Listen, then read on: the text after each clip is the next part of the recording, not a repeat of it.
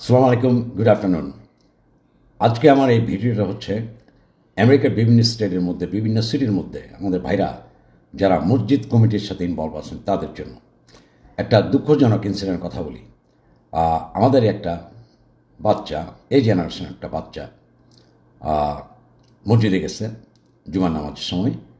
তার পরন ছিল 3/4 প্যান্ট, যেটা হাঁটু পর্যন্ত যে প্যান্টটা আছে, আর তার কানে দুল ছিল।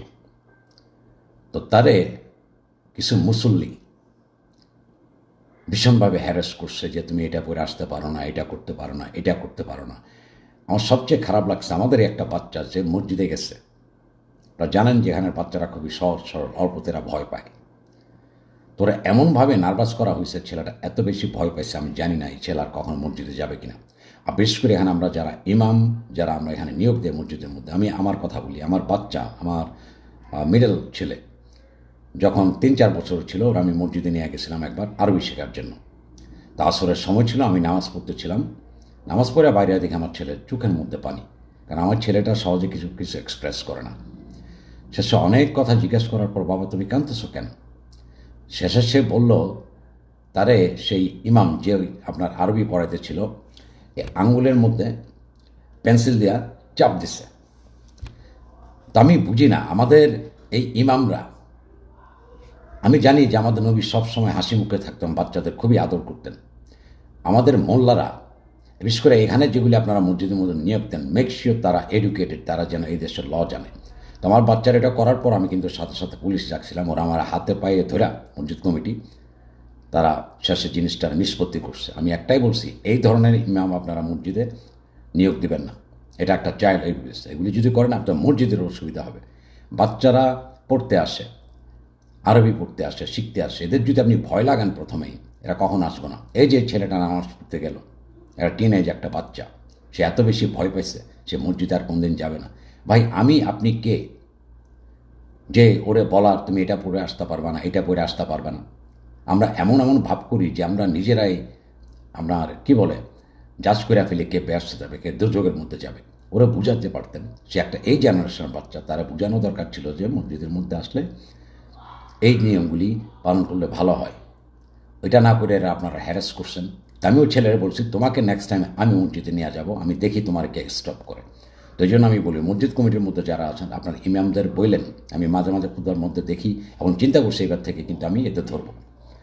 এরা সমস্ত মুসলমান নেশন যেগুলি আছে সবগুলির দোয়া করে, আর কাফের দেশ আমেরিকার দেশের জন্য ধ্বংস কামনা করে।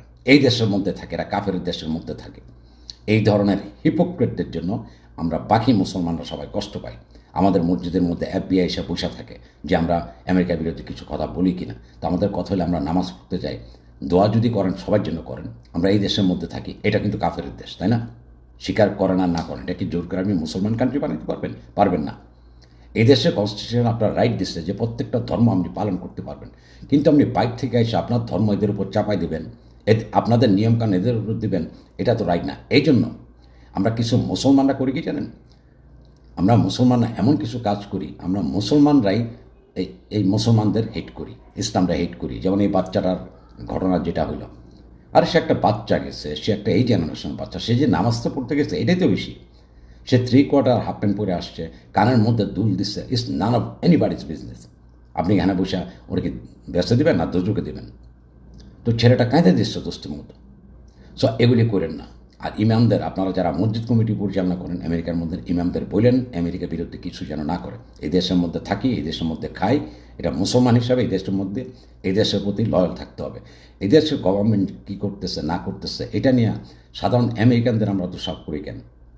আমি একটা কথা জিজ্ঞেস করি, আজকে আমেরিকানরা যেগুলি করতে, আমরা এই দেশের মধ্যে এসে যেভাবে ফ্রিলি চলতেছি, ব্যবসা বাণিজ্য করতেছি, চাকরি করতেছি, আপনারা দিবেন আমেরিকানদের বাংলাদেশের মধ্যে যে এটা করতে? দিবেন না। তো নিজের দিকে দেখেন। আর আমি একটা কথা বলি, আমাদের এই জেনারেশন যারা আছে এদেরকে সাপোর্ট করবেন সবসময়, এদের ক্রিটিসাইজ করেন না। ও কানের দুল পড়ছে, আপনার কি? আপনার কোনো অসুবিধা আছে? কানের দুল পড়ছে, আপনি কি চান যে সে আপনার মতো জুব্বা লম্বা পড়ুক? সে মসজিদে গেছে নামাজ পড়ার জন্য, তার হ্যারেস করার রাইট কারো নাই। আর মনে রাখেন, স্টেট অফ ফ্লোরিডার মধ্যে, আমি ফ্লোরিডার কথা বলতেছি, যারা মসজিদ কমিটির মধ্যে আছেন, আপনি কোনো রিলিজিয়াস এই আপনার বিল্ডিং থেকে কাউকে এভাবে জোর করে বাইর করতে পারেন না। আপনার নন প্রফিট স্ট্যাটাস কিন্তু আপনারা অন করেন, তাই না? আপনার প্রিভিলেজটা আছে। আর মসজিদ সব ধর্মের জায়গা কিন্তু পাবলিক প্লেস। হ্যাঁ, এখানে যদি কেউ যদি আপনার ডিস্টারবেন্স ক্রিয়েট করে, আপনি তারা বাইর করতে পারেন, কিন্তু আপনি কারো ডিনাই, কারো অ্যাক্সেসকে আপনি ডিনাই করতে পারেন না। তো আমি আবারও বলতেছি, মসজিদের মধ্যে ভাই সবাই নামাজ পড়তে যায়, বিশেষ করে আমাদের বাচ্চারা যখন যায় আমাদের ওদের এনকারেজ করতে হবে। এখন ওরা কী প্যান্ট পরে গেছে, ওরা কানে দুল দিচ্ছে কিনা, এগুলি যদি চিন্তা করেন, এগুলি নিয়ে হ্যারেস করা খুবই ব্যাড। তবে আমি আমার জানা মতো আমি দেখি আই উইল স্টপ দেম। হ্যাঁ, তো মসজিদ কমিটির মধ্যে আমাদের ভাই বোনরা যারা আছেন, যারা মসজিদ কমিটি পরিচালনা করে, ইমামদের বলেন মডারেট হওয়ার জন্য, আমাদের সেকেন্ড জেনারেশন বাচ্চাদের যেন এনকারেজ করে মসজিদে আসার জন্য। সেম থিং যারা হিন্দু আছেন তারা বলেন যেন আপনাদের পুরোহিত যারা আছেন, আমাদের সেকেন্ড জেনারেশন বাচ্চারা যখন মন্দিরে যায়, মসজিদে যায়, এদের যেন এনকারেজ করা হয়। কারণ একটা রিলিজিয়াস ফেথের সাথে থাকলে একটা মানুষের মন ভালো থাকে এবং সে অন্য কোনো খারাপ পথে যাইতে পারে না। তা আমরা এখানে বসে এই অশিক্ষিত ইমামদের আপনারা এখানে নিয়োগ দিয়েন না। বাচ্চাদের টাচ করা এটা চাইল্ড অ্যাবিউজ। বাচ্চাদের মাইরা শেখানো যায় না। ওই যে দেশ থেকে করে আসছি ইমামগুলি, কারণ দেশে আমার খেয়াল আছে আমরা হাই স্কুলে থাকতে, প্রাইমারি স্কুলে সবচেয়ে বেশি মাইর খেতাম এই যে মৌলভী স্যার। মুখের মধ্যে কোনোদিন হাসি ছিল না। হওয়ার কথা ছিল উল্টা, একজন মৌলবীর সবসময় মুখে হাসি থাকার কথা। না, এটা নাই। আমরা একই প্র্যাকটিস আমরা বাংলাদেশ থেকে হায়ার করে এখানে নিয়ে আসি নামাজ পড়ার জন্য। এরা সেম মেন্টালিটির মধ্যে থাকে, কিন্তু এরা একটাবারও চিন্তা করে না এই দেশের ল, এই দেশের আইন কানুন ইজ ডিফারেন্ট।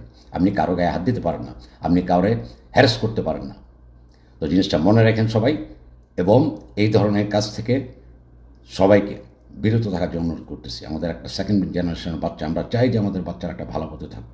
একটা বাচ্চা যদি মসজিদে যায় তারা এনকারেজ করেন, তারা ডিসকারেজ করেন না, তারা বুঝান সুন্দরভাবে, এবং সে বুঝবে। কারণ এই দেশের বাচ্চারা এখানে যারা বড় হইতেছে না, এরা আমাদের চেয়ে বেশি ম্যানর জানে। আমাদের তো ম্যানর নাই, আমাদের কোনো ম্যানর নাই। আমরা ওই যে যেখানে সেখানে যাই নামাজ একটা দিয়ে বাস নামাজ পড়ে ফেললাম, কার অসুবিধা করে। এদের ম্যানরটা আছে। তো সবাই ভালো থাকবেন, সবাই সুস্থ থাকবেন, এই ধরনের কাজ থেকে আপনারা বিরত থাকবেন। আমাদের সেকেন্ড জেনারেশনের বাচ্চারা যদি মসজিদে যায় তাদের এনকারেজ করেন, আদর করেন। খোদা হাফেজ।